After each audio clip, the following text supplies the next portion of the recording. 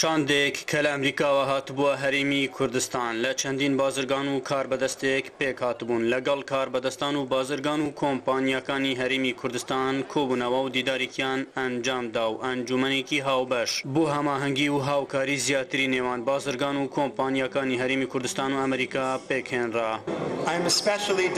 خۆشحاڵین بەوەی کەوا ئەنجومەنی بازرگانی کوردستان بڕیاریدا شاندێک ڕێک بخات بۆ سەردانیکردنی هەولێر و سلێمانی لە ماوەی داهاتوودا. هاوکات کۆنسوڵخانەی ویلایەتە یەکگرتووەکانی ئەمریکا چالاکانە لەگەڵ خاوەنکاران کار دەکات و بەشداریان پێدەکات لە خستنەڕووی هەلی وەبەرهێنان و بازرگانیکردن. باشمان زانی لەگەڵ قونسڵگەری وڵایەتی یەکگرتوو کە لێرە وەچی بڵێن پێشوازیەک بکرێ بەو شاندەی و هەروە ئەو کۆمپانیایی کە ئەمریکیانەی کە لە هەرێمی کوردستان ساڵاتچیانەی شکاریان هەیە چاوپێکەوتنە بێ خەڵکی بازرگان و خاوەن کۆمپانیەکانی ما بەمەستیش فرەدانە بە پەیوەندیەکان و چەندین پڕۆتۆکۆل و یاداشنامەی لە یەک گەیشتن لە نێوان شاندی ئەمریکی و هەرێمی کوردستان واژۆکران. بۆ زانیاریتان ئێمە بۆ ساڵی 2019 و 20 زیاتر لە 100 ملیار دلار ئێمە پرۆژەی پێشنهادکراومان هەیە لە پرۆژە استراتیجیەکانی ژێرخانی ئابووری کوردستان لە سێکتەرەکانی بازرگانی و پیشەسازی وەبەرهێنان و جادەوبان و تەندروستی و پەروەردە ئەمەش بە کۆمپانیەکانی کوردستان و حتا بە کۆمپانیەکانی تورکیا وێران ناکرێت.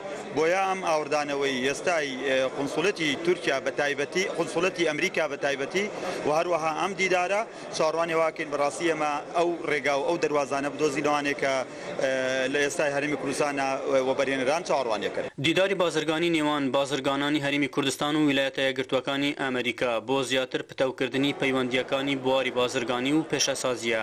لە دیدارەکەشدا 30 کەس بە نوێنەراتی 20 کۆمپانیای گەورەی ئەمریکایی بەشداریان کردبوو. ناوەڕووکی ئەو دیدارەی نێوان شاندی هەرێمی کوردستان و شاندی ئەمریکا ئەوە بوو کە پێویستە لەمە دووە کاربەدەستانی هەرێمی کوردستان و بە تایبەتیش بازرگانان هانی کۆمپانیا و بازرگانانی ئەمریکایی بدەن بۆ ئەوەی لەمە دووە وەبەرهێنانی زیاتر لە هەرێمی کوردستاندا بکەن. ئەحمەد زێباری دەنگی ئەمریکا، هەولێر.